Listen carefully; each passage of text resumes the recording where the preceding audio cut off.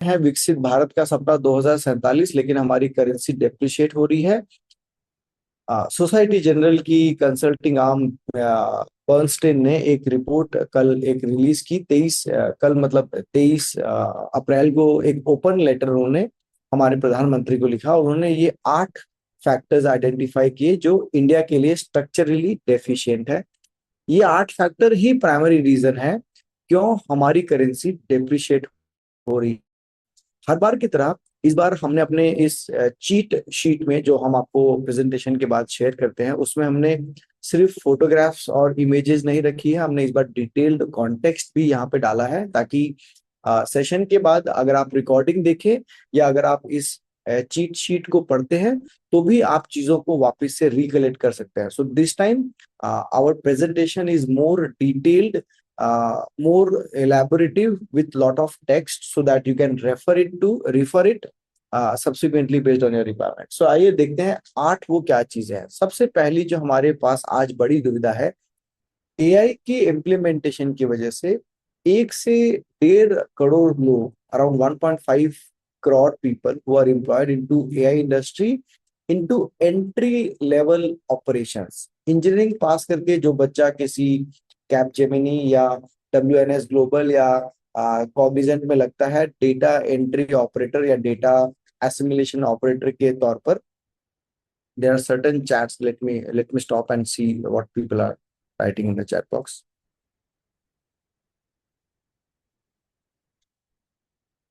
Okay. Fair. So I was talking about AI का impact on entry level operations into technology, and आज आप देखोगे कल ही IT sectors के बहुत सारे रिजल्ट्स पब्लिश हुए हैं, and all companies are reporting profits, लेकिन प्रॉफिट रिपोर्ट करने के बावजूद भी इनकी स्टॉक्स नीचे जा रहे हैं। रीजन क्या है? AI as a sector will be disrupting our technology, क्योंकि हम ज्यादातर टेक्नोलॉजी सर्विसेज या सॉफ्टवेयर सर्विस प्रोवाइड कर रहे हैं। इसमें व्हाट इज द प्रॉब्लम? ये जो 1.5 करोड़ लोग जो एंट्री लेवल ऑपरेटर हैं, इनका जॉब एआई इमीडिएटली खा जाएगा। So these people probably do not have jobs. एक बार के लिए इस बात को भूल जाते हैं कि एआई की टेक्नोलॉजी सेक्टर में, आईटी सेक्टर में पिछले 6 महीनों से ऑलरेडी जॉब कटिंग हो चुकी है। इस साल लोग इंक्रीमेंट एक्सपेक्ट नहीं कर रहे हैं, राइट? बट ये 1.5 करोड़ लोगों को अगर जॉब चली गई तो क्या होगा? हमारे देश के 2 बड़े अदर सेक्टर्स हैं, agriculture and manufacturing.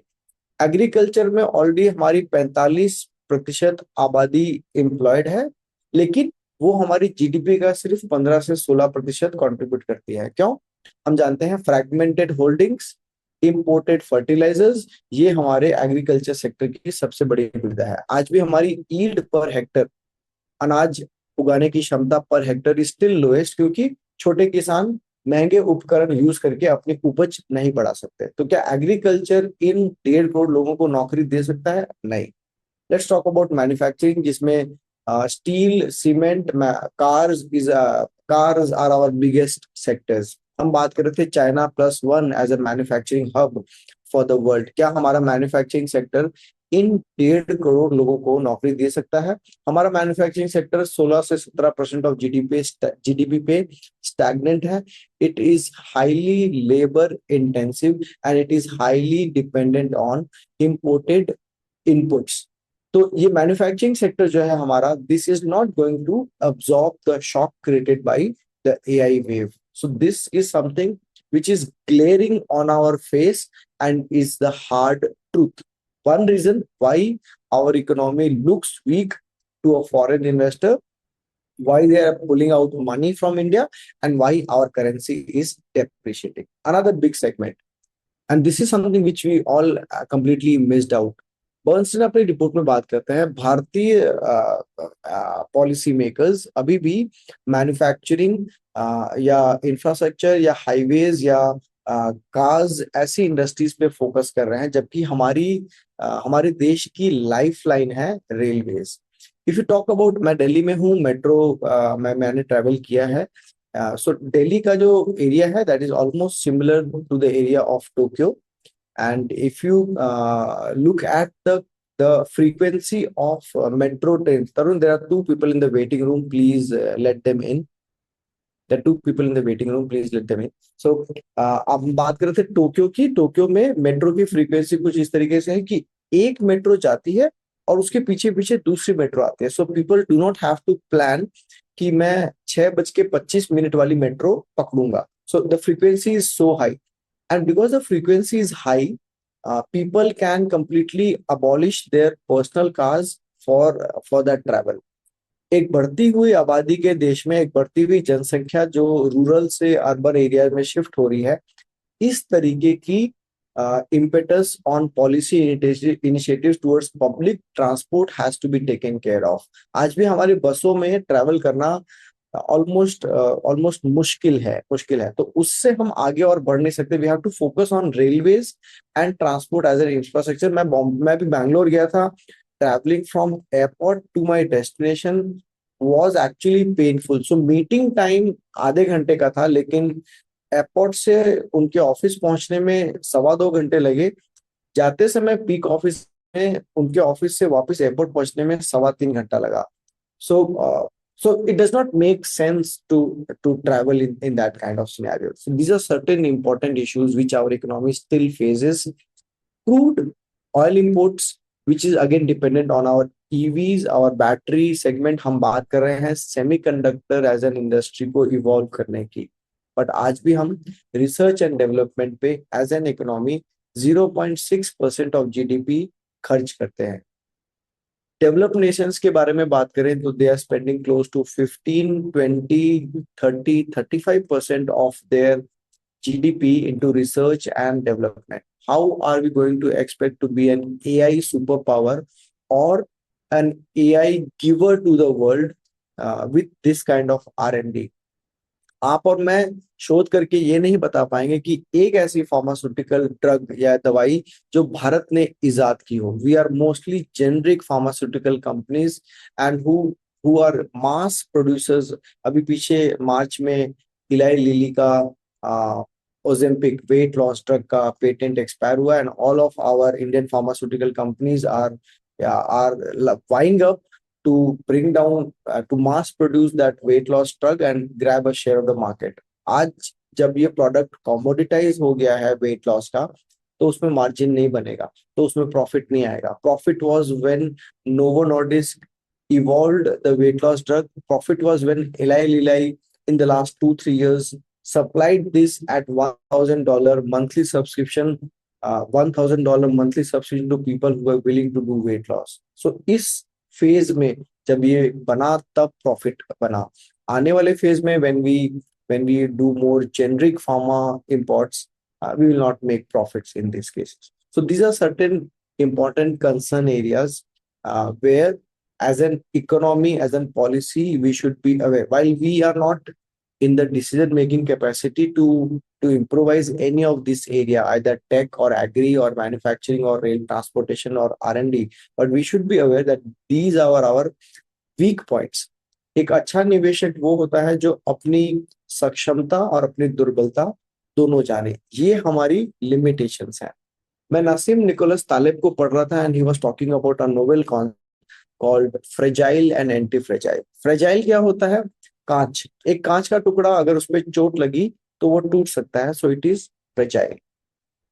If you talk a piece of wood, एक काठ का टुकड़ा अगर उस पर चोट लगेगी तो वो रोबस्ट है, वो टूटेगा नहीं। लेकिन अगर ज्यादा जोर से उसके ऊपर चोट की जाए हथौड़े से तो एक काठ का टुकड़ा भी टूट सकता है।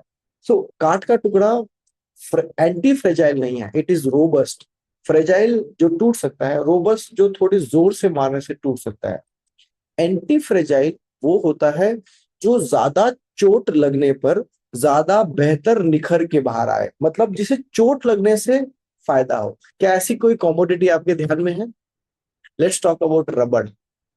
जितनी चोट लगती है वो उतना ज्यादा लचीला होता है, तो चोट लगने से उसे नुकसान नहीं हुआ, उसे फायदा हुआ। That is what we call anti fragile. When we talk of portfolio construction, we have to look at anti-fragility as a concept. चोट कब और कैसे लगेगी?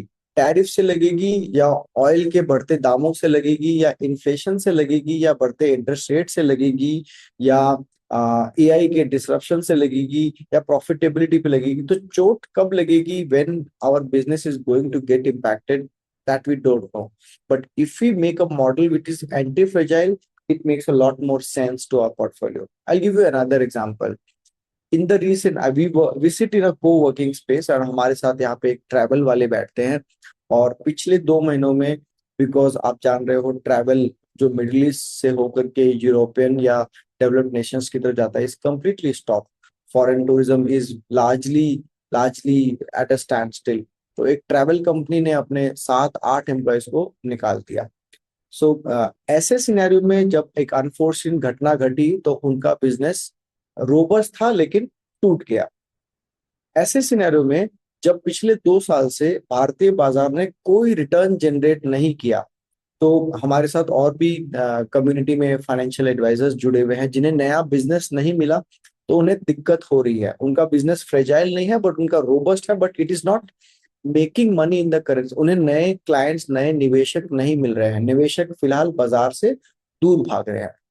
But we at Ratni Finserv we have build a anti fragile model. कैसे?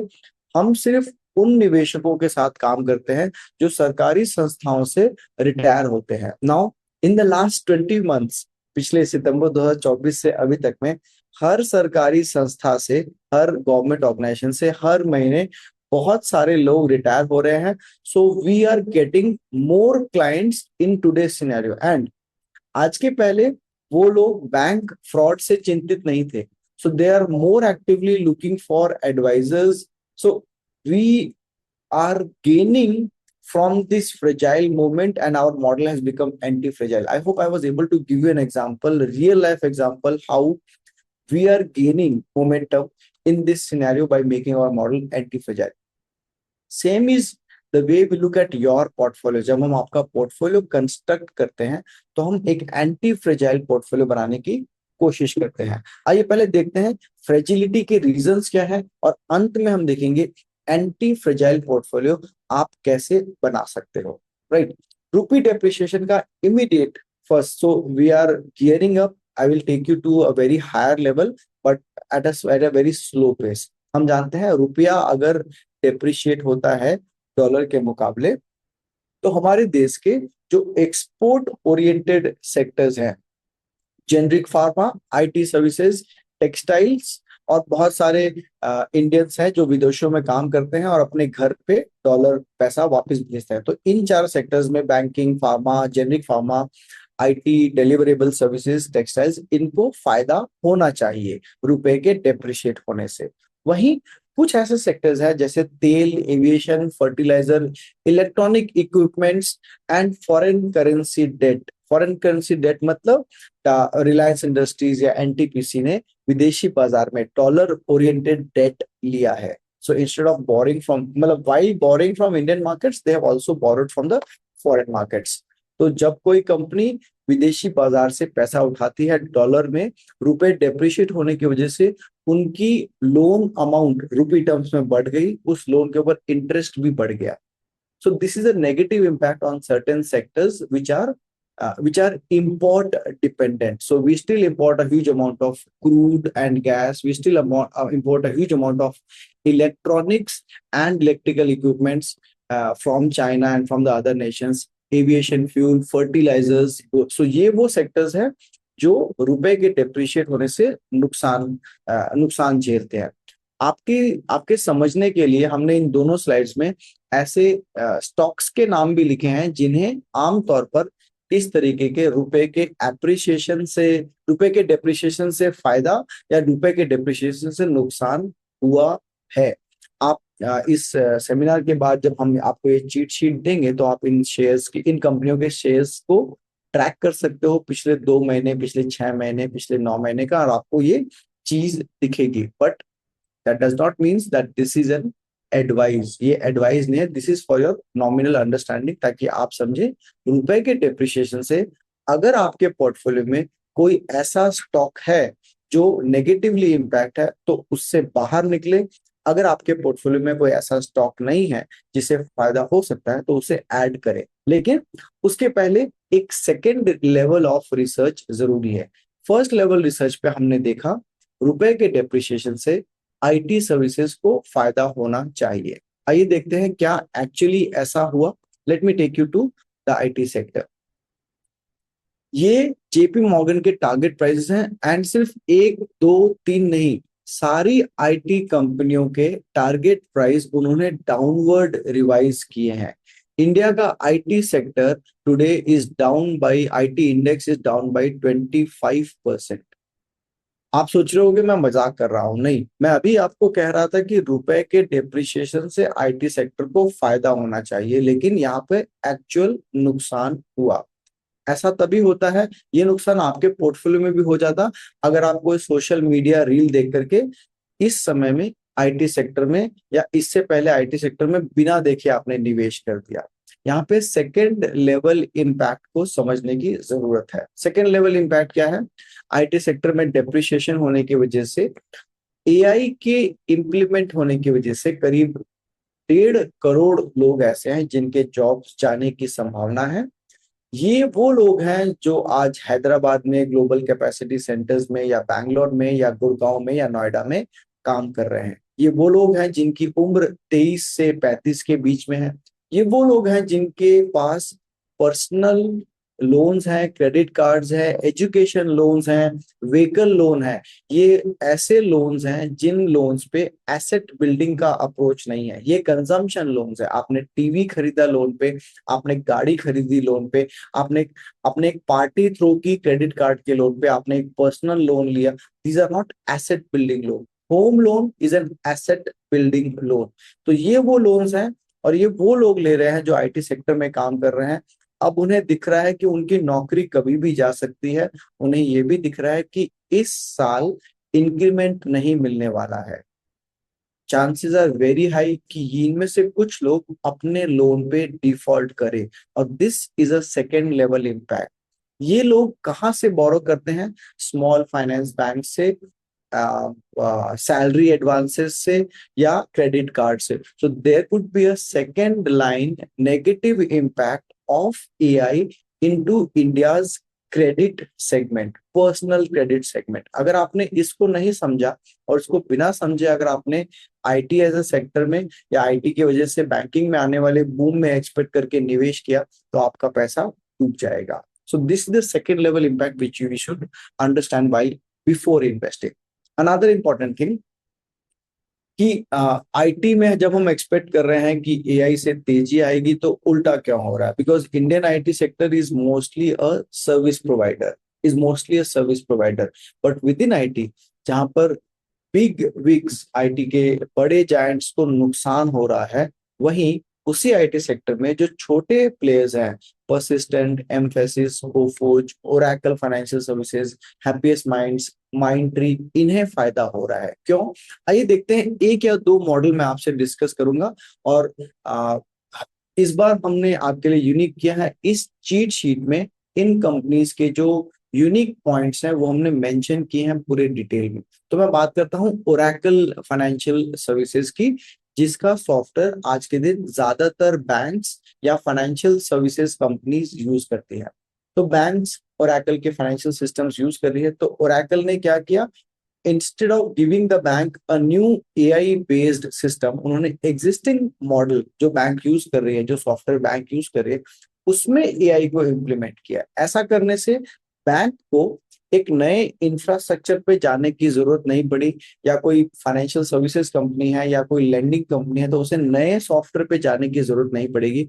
उनका अपना software ज्यादा robust हो जाएगा। एंड ओरेकल के लिए फायदा है, क्यों? क्योंकि अब उनके कस्टमर्स उनके ऊपर और ज्यादा डिपेंडेंट हो गए हैं। So this is a unique model which is anti-fragile in the current scenario. I hope you're getting my point. This could be little technical, but stay with me. I'm trying to simplify this for you, right? Similarly, if we talk about say happiest minds, आज के दिन IT companies कह रही हैं कि हम AI पे focus करेंगे, हम एआई से रेवेन्यू लेके आएंगे वगैरह वगैरह।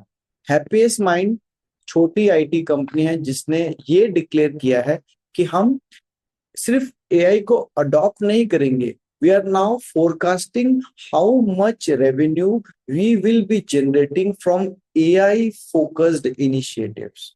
If you talk about Persistent Systems, जहां पर ले ऑफ चल रहे हैं, परसिस्टेंट सिस्टम्स ने 1500 AI powered digital employees already on board कर लिए हैं. So these employees are already helping him or the company to reduce the headcount while increasing the productivity for them.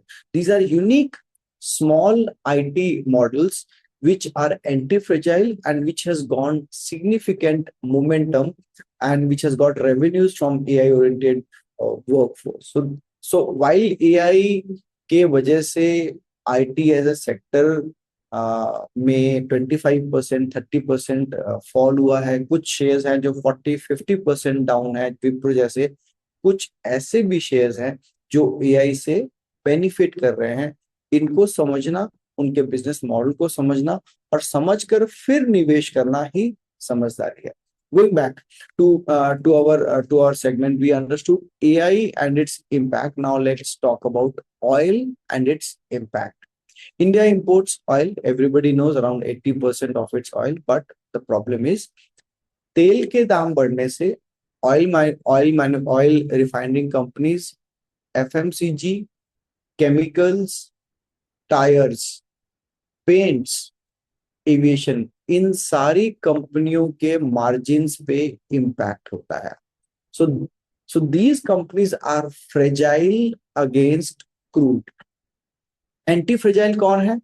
जैसे ही तेल के दाम बढ़े, गुजरात में एक हमारा जो कोल पावर्ड पावर स्टेशन था जो बंद पड़ा था, हमने उसे चालू कर दिया. अगर हम बात करें कि हाँ इंडिया में इम्पैक्ट है एआई और टैरिफ और तेल के दाम बढ़ने से, बट अगर हम अपने आप को कंपेयर करें हमारे नेबरिंग कंट्रीज से, if you talk about Pakistan, Bangladesh, Sri Lanka, Indonesia, Vietnam, Philippines, उनके मुकाबले we are still better off. क्यों? क्योंकि रिलायंस इंडस्ट्रीज जो भारत की कंपनी है is the biggest refinery of the world which is specialized into refining heavyweight crude which is produced either from Venezuela or Russia. So क्योंकि high refining capacity होने की वजह से क्रूड हम एक्सपोर्ट करते थे हमारी नेबरिंग नेशंस में, जो अब हम नहीं कर रहे हैं, तो हमारी पेट्रोल पंप पे आज भी तेल की सप्लाई आराम से उपलब्ध है. कंपेरेटिवली अगर आप देखोगे फिलीपींस में या इंडोनेशिया में सड़कों पर गाड़ियां नहीं है क्योंकि तेल उपलब्ध नहीं है. So this is an anti fragile model for India. Coal powered grid, हमारे यहाँ अभी भी इलेक्ट्रिसिटी मेजरली कोल पावर्ड से आ रही है. कोयले की हमारे देश में कोई कमी नहीं है. This is an anti fragile model in India. सो हमारे एक्सपोर्ट सेक्टर को इम्पैक्ट हो रहा है, लेकिन हमारे घरों में राशन, पानी, तेल, ईंधन आराम से पहुंच पा रहा है क्योंकि this is an anti fragility section in our economy. So हमारे इकोनॉमी के दो अलग अलग सेक्शंस हैं. इन दोनों को समझ करके we are talking this from the perspective so that you understand the different segments and their impact of this geopolitical turmoil which is happening around us. आज से पहले के सिनेरियो में इन 3 टर्मोइल्स की जगह पे कोई एक भी टर्मोइल हुआ होता तो we would be in a very dire state of economy. आज टैरिफ, ऑयल प्राइस हाइक और एआई डिसरप्शन तीनों एक साथ होने के बावजूद भी we are still hosting conferences, we are still going for meetings, we are still doing air travel, we are still able to fill petrol in our cars on a regular basis without any problem. जिनके घर पे piped gas supply आ रही है वो अभी भी natural आराम से मिल रही है. सिलेंडर्स की कुछ जगह पे प्रॉब्लम है because of hoarding and other things, but we are still in a better off position, right? So this gives you a bird's eye view of the pros and the cons of this disruption. Other side, obviously oil marketing companies, LNG importers which are already running at 50% of capacity utilization, और LNG tankers नहीं आ रहे हैं तो capacity will go further unutilized. We understand these are the segments which will be negatively impacted because of the oil and the rupee crisis. and this is also visible in their stock prices. If you see NTPC, Green, Adani Power, Asian Paint, इनके stocks बड़े हैं जो जो anti fragile हैं. ONGC, oil India, Bharat petroleum जो fragile है उनके stocks गिरे. So and this is the second order impact of the energy crisis. हम एक ऐसा देश है जिनमें जहाँ पे साल भर अच्छी मात्रा में सनलाइट अवेलेबल है. एंड बर्नस्टेन ने अपनी रिपोर्ट में इस चीज को फोकस किया है कि एक ऐसा देश जिसे साल भर सोलर एनर्जी उपलब्ध है, उसने अभी तक अपने आप को सोलर एनर्जी की तरफ रत नहीं किया, टेक्नोलॉजी को इवॉल्व नहीं किया. हम आज भी पेट्रोल डिपेंडेंट है. उज्ज्वला स्कीम के जरिए हमने हर घर पे चूल्हे को गैस से रिप्लेस किया. क्या हम थोड़ा और आगे बढ़ सकते हैं? चूल्हे को सोलर कुकर से रिप्लेस कर सकते हैं. That will reduce our dependency significantly. आज हम देख रहे हैं हमारे घर पे स्विगी, जोमेटो, ब्लिंकिट से जो डिलीवरी करने आ रहे हैं वो इलेक्ट्रिक व्हीकल से डिलीवरी करने आ रहे हैं. एंड इसीलिए सप्लाई की कोई कमी नहीं है. क्या हम एक कदम और आगे बढ़ सकते हैं? इन इलेक्ट्रिक व्हीकल्स में बनने लगने वाली चीजों के बैटरीज, कंपोनेंट्स जो हम ज्यादातर चाइना से इंपोर्ट कर रहे हैं, क्या हम उन्हें स्वयं डेवलप कर सकते हैं?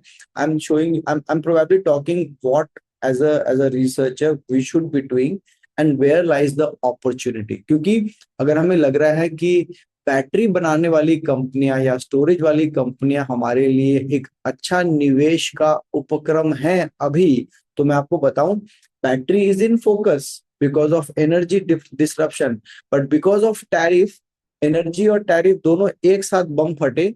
तो एनर्जी की वजह से बैटरी में डिमांड आई, लेकिन टैरिफ की वजह से वो बैटरी इंपोर्ट करना हमारे लिए मुश्किल हो गया.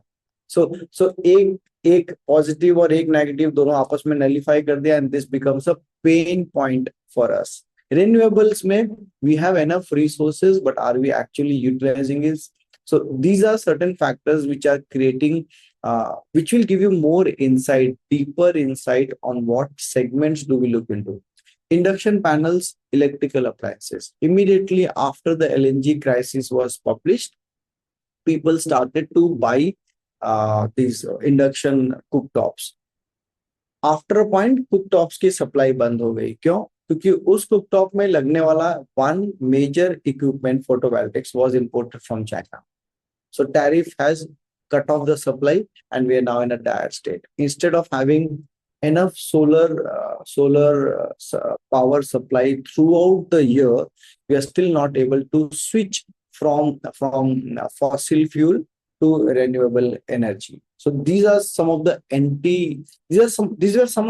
anti-fragile segments of our economy, which because of lower impetus have now become fragile. ये कुछ सक्षम सेक्टर्स थे हमारी इकोनॉमी के, लेकिन सही निर्देश ना होने की वजह से ये सक्षम जो सेगमेंट्स थे आज ये असक्षम कैटेगरी में आ गए हैं. We should be careful before investing into these kind of things. We discuss about the IT oriented thing which we wanted to share with you, and how this AI layoff and interest rate sensitivity or the asset light EMI model can be a double whammy for Indian markets. Bangalore में काम करने वाले वो बच्चे जिनको 50-60 हजार, वो engineers lakh रुपए की सैलरी विड्रॉ कर रहे हैं, 30,000 रुपए घर का किराया चुका रहे हैं, और एक 12,000 रुपए की पर्सनल लोन की EMI है, 10,000 रुपए की क्रेडिट कार्ड की EMI है, और 20,000 रुपए की गाड़ी की EMI है. जॉब अगर चला गया तो EMIs वहीं की वहीं रहेगी. आमतौर पर हम EMIs को काउंट नहीं करते. हम जब लोन लेते हैं तो लोन से मिलने वाले टैक्स बेनिफिट को अकाउंट फॉर करते हैं. हम ये भूल जाते हैं कि किसी भी प्रकार के लोन से, for any kind of loan that we take, when we get the tax benefit is always notional in nature. किसी भी लोन से, home loan, education loan, car loan, इनसे जो हमें टैक्स बेनिफिट मिल रहा है that is notional in nature. लेकिन उसकी EMI जो पे करनी है that is cash in nature. आपकी नौकरी चले जाने से आपका डिक्रीमेंट होने की वजह से, आपका डिमोशन होने की वजह से ये ईएमआई कम नहीं होगी, आपको अगले महीने ये ईएमआई पे करनी पड़ेगी। ये जो लोन का बर्डन है, ये जो ईएमआई का बर्डन है, ये आपके कोर पोर्टफोलियो में, ये आपके कोर पोर्टफोलियो में तकनीकी खराबी या छेद कर रहा है। So this is a dampener, this EMI is a dampener in our core portfolio.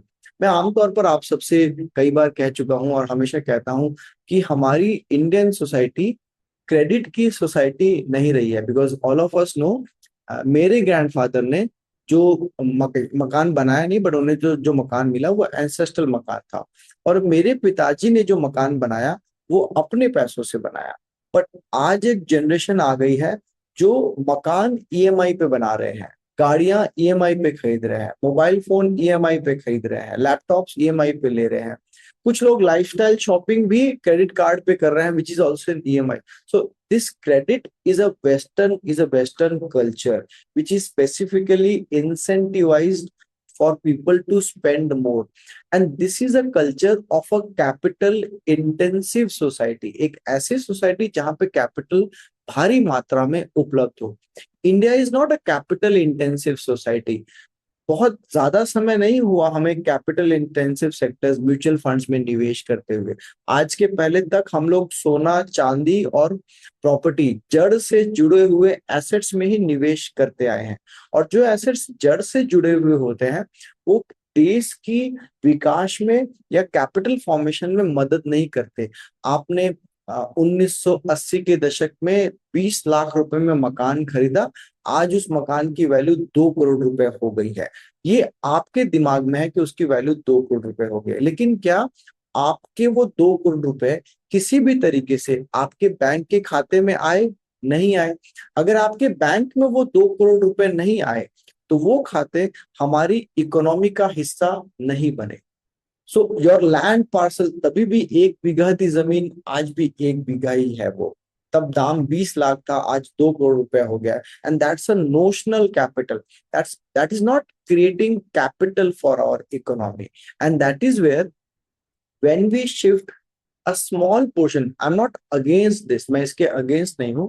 मैं ये देख रहा हूं कि आज भी हमारी बैलेंस शीट का, पर्सनल बैलेंस शीट का 85 से 90% हिस्सा ऐसे जड़ों वाले एसेट्स में लॉक्ड है। हर घर में सोना है, चांदी है, प्रॉपर्टी है जो लॉक्ड है, जिसकी वैल्यू लॉक्ड है। और होड़ ये चल रही है कि एक प्रॉपर्टी नोएडा में है तो दूसरी बैंगलोर में ले ले, तीसरी हैदराबाद में ले ले, चौथी गुड़गांव में ले ले, प्रॉपर्टी इकट्ठा करके उसका पोर्टफोलियो बनाए। और प्रॉपर्टी इकट्ठा करके आपने पोर्टफोलियो बनाया 5-6 प्रॉपर्टीज का, अब बच्चे विदेश में रह रहे हैं, अब बच्चे विदेश में रह रहे हैं। आप एक प्रॉपर्टी में रह रहे हो, बाकी 3 प्रॉपर्टी पे निगरानी रखने के लिए कि आपकी भी आपके लिए हेडेक बन गया है। बच्चे आपके बाद इंडिया लौटेंगे, लेकिन किस लिए? इन प्रॉपर्टी को औने पौने दाम पे बेचने के लिए। जो प्रॉपर्टी आपने एक एसेट समझ के बनाई, it is becoming a debt, it is becoming a liability for your next generation. So we have to come out of this, only then we can shift from a fragile capital starved model to a capital intensive model, and that is where taking EMIs not into consideration as part of your core portfolio is making your balance sheet fragile. Going forward to this, these are certain sectors in AI which will have a second level impact. BPO call centres जैसे कि WNS global है, एम्फेसिस है, इन पे immediate impact आएगा with Claude AI. I don't know how many of you are using Claude AI at your level. So कल शाम को मैंने एक प्रेजेंटेशन बनाया और मैं लैपटॉप ऑफिस में छोड़ के चला गया। मैं घर गया, मैंने अपने मोबाइल फोन पे क्लॉड खोला और मैंने क्लॉड से कहा कि क्या मुझे प्रेजेंटेशन का मैंने क्या नाम रखा था वो याद नहीं था, ये प्रेजेंटेशन मैंने कौन से फोल्डर में रखा था ये भी याद नहीं था। तो मैंने क्लॉड को कमांड दिया कि can you retrieve the presentation which was last edited by me. Claude immediately command दे रहा है कि ये 2 प्रेजेंटेशंस हैं जो तुम्हारे गूगल ड्राइव पे हैं और तुमने इनको लास्ट एडिट किया है, तुम कौन सा वाला चाहते हो। आई pointed at the number 1 and it retrieved it for me. मेरे मोबाइल पे उसने ये प्रेजेंटेशन जो मैं लैपटॉप ऑफिस में छोड़ के गया था एक कमांड से it has retrieved me. I don't know how many of used it. With the help of cloud command, cloud Cowork, आप अपने लैपटॉप की बिखरी हुई फाइलों को एक कमांड से सिंक्रोनाइज कर सकते हो। It has memory, it recognises you, and this is going to impact a huge amount of financial research also. जब मैंने नौकरी शुरू की थी 2010 में, मैं मैक्रो इकोनॉमिक रिसर्च में था। मेरे दिन का एक बड़ा हिस्सा सॉफ्टवेयर से म्यूचुअल फंड्स का एनएवी निकालने में जाता था। फिर उस एनएवी को मैं एक्सेल पे प्लॉट करता था और फिर उसको एनालाइज करने की कोशिश करता था कि बाजार नीचे गया तो एनएवी ऊपर गई, या बाजार नीचे गया तो एनएवी बाजार से ज्यादा नीचे गई। ये जो पूरा काम था, डेटा एक्सट्रैक्ट करना और डेटा को बाजार के साथ कंपेयर करना, will be done with the help of AI in 1 minute and in a much more detailed, elaborative, error-free fashion. एक कमांड से एआई ये डेटा एसिमुलेट करके मुझे रिजल्ट दे देगा कि 800 म्यूचुअल फंड में से ये 40 म्यूचुअल फंड है जो बाजार नीचे गए तो ये कम नीचे गए, and that helps us using AI to do the basic level of filtering when we recommend portfolios for you. So these kind of jobs, entry level jobs, legal drafting jobs, media and content creation jobs, there are upscaled AI models. आप उन्हें अगर सही तरीके से prompt दो, they can create, and you would be visualizing। जब आप आज सोशल मीडिया खोलते हो, आप व्हाट्सएप खोलते हो, आप देख रहे हो बहुत सारे क्रिएटिव कंटेंट आपके पास आ रहे हैं, और वो सारे कंटेंट कोई डिजाइन नहीं करता। साधारण इंसान एक प्रॉम्प्ट से एक अच्छी इमेज, एक अच्छा वीडियो, एक अच्छा प्रेजेंटेशन, एक अच्छा लीगल डॉक्यूमेंट, एक अच्छा कॉन्ट्रैक्ट बिना किसी गलती के ड्राफ्ट कर सकते हैं। ये सारे जो ड्राफ्टिंग के जॉब्स हैं, all will be gone tomorrow. This is the impact eight entry level jobs. इसका इम्पैक्ट क्या होगा? जो एंट्री डेटा हैवी कंपनीज हैं, कॉग्निजेंट, डब्ल्यूएनएस ग्लोबल एक्सेट्रा, जो एंट्री लेवल हैवी है, उनका उनका बहुत सारा वर्कफोर्स रिट्रेंच हो जाएगा। उनके ये हेडकाउंट्स कम हो जाएंगे। एक सीट कम हुई तो उस सीट का खर्चा कम हुआ, उस सीट पे खर्च होने वाले वाले खाने का पैसा कम खर्च हुआ, इलेक्ट्रिसिटी का पैसा कम खर्च हुआ, रेंट का पैसा कम खर्च हुआ, उनको हाइजीन मेंटेन करने का पैसा खर्च कम हुआ, उसके ऊपर एक एचआर है उसका खर्चा कम हुआ। This is going to be a cascading impact for all these labor intensive sectors. We are still not talking of AI's implementation into two big segments, which is pharma and agriculture. And third biggest would be financial technology, yeah, cyber security. With AI, the models are recloning themselves, becoming more smarter. So cyber security is one big segment where stocks like Tata Technologies, Quickheal will benefit. Even today, when we are putting a lot of our research, etc., we are also talking parallelly with a cyber security consultant how our data is secured. We have gone through a complete audit process in the past few weeks, how our data is on what server, what level of security is there, how breaches may or may not happen, which Amazon web server which we are using, what data security protocols which we are using, and how are we evolving. So this is a completely new space. आज के पहले I was not talking to this cyber security person क्योंकि मुझे उसकी जरूरत नहीं थी, but today he has become an integral part of my business. So all of these financial services, banks, lending companies will be the first one to get somebody into cyber security in their office.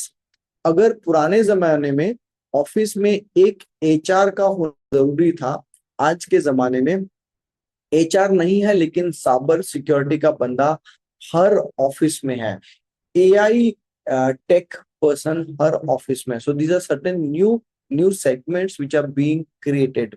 Sectors merge हो रहे हैं। पहले pharma था, technology था, banking था, अब biotech is one segment, and fintech is one segment, and agritech is one segment. Sectors आपस में मर्ज हो रहे हैं।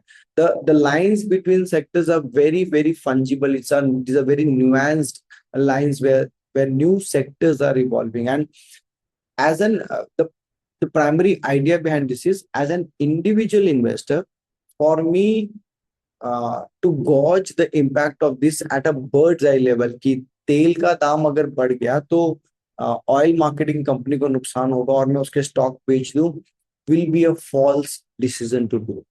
अगर रुपया डेप्रिशिएट हुआ तो आईटी कंपनी को फायदा होगा, और अगर मैं उसमें निवेश करूं तो मुझे नुकसान भी हो सकता है. सो investing is not as simple as it was.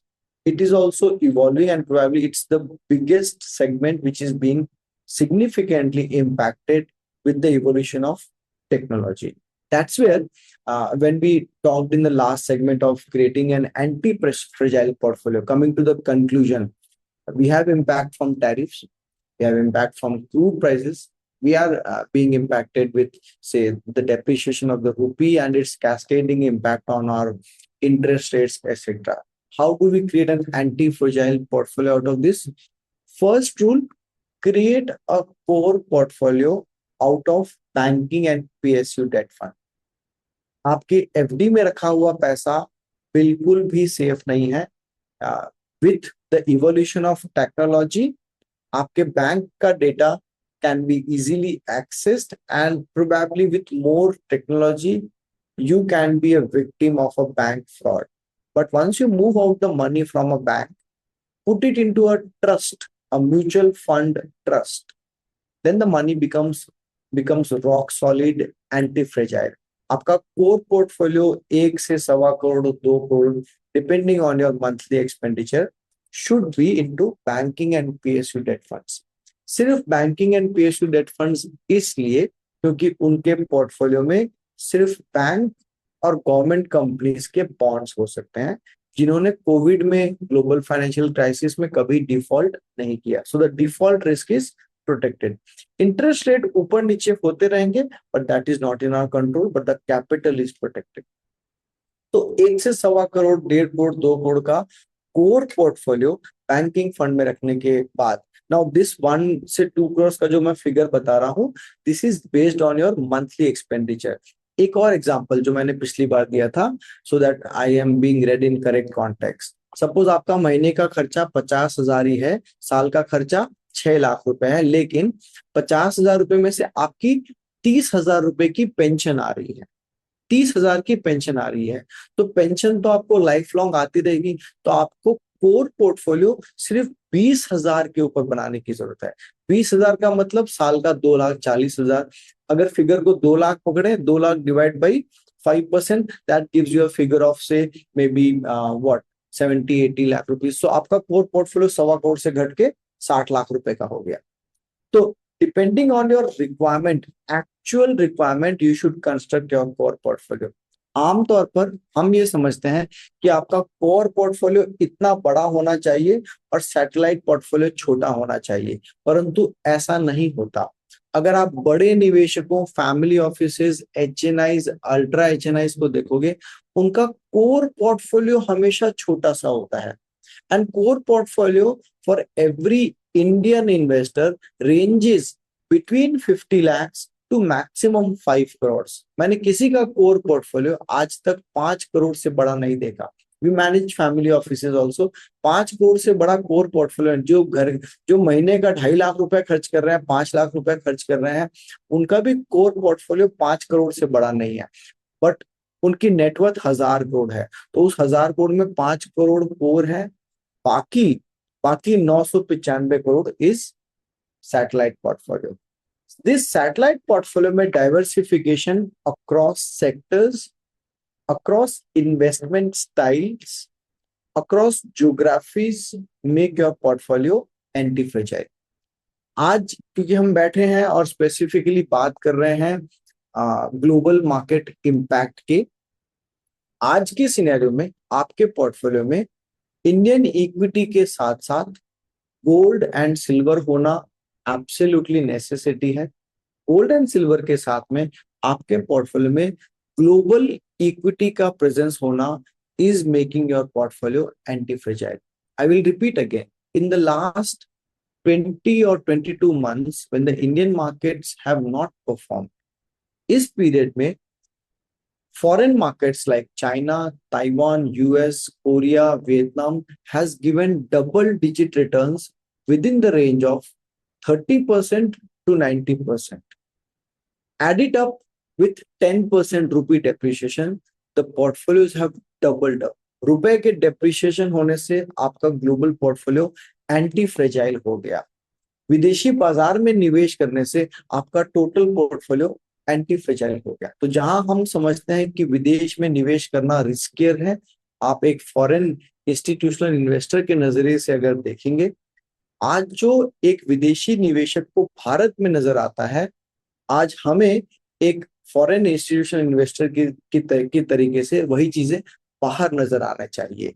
Mankind को जिंदा रखने के लिए जो ज्यादातर चीजें जरूरत है, energy, technology, semiconductors, energy transmission, batteries, ये सब लिस्टेड स्पेस में भारत के बाहर है. हमारे मोबाइल पे चलने वाली global technologies, Facebook, Meta, Instagram, WhatsApp, all of these are owned by foreign nations. To make your portfolio, and this is a tactical call based on today's perspective, right? Today's perspective. Gold and silver 10 to 15% in your portfolio makes a sense. इसका मतलब ये नहीं कि आज आप अपना property और equity को बेच करके अब सोने में पैसा डालें. सोना ऑलरेडी बढ़ चुका है. It's already rallied, it's already 2 times 3 times. आगे इतनी ग्रोथ नहीं मिलेगी. But as a strategic allocation 10 से 15% गोल्ड एंड सिल्वर, 10 से 15% global allocation will make your portfolio anti-fragile. So with this, I'll stop here. We are almost coming to the end of our time, overshot by 5 minutes. You will get the recording of this webinar and all the previous webinars on our YouTube channel. Next week, we are going to discuss with you bond market made simple.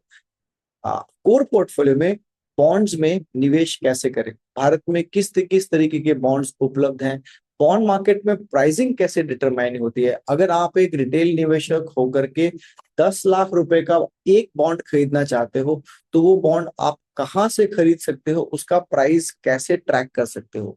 Equity बाजार की तरह bond के prices live नहीं दिखते, लेकिन कुछ जगह है जहां पे आप ये देख सकते हो. So will talk about this in our next webinar next Saturday, 2 मई सुबह 11:30 बजे. We'll talk bond market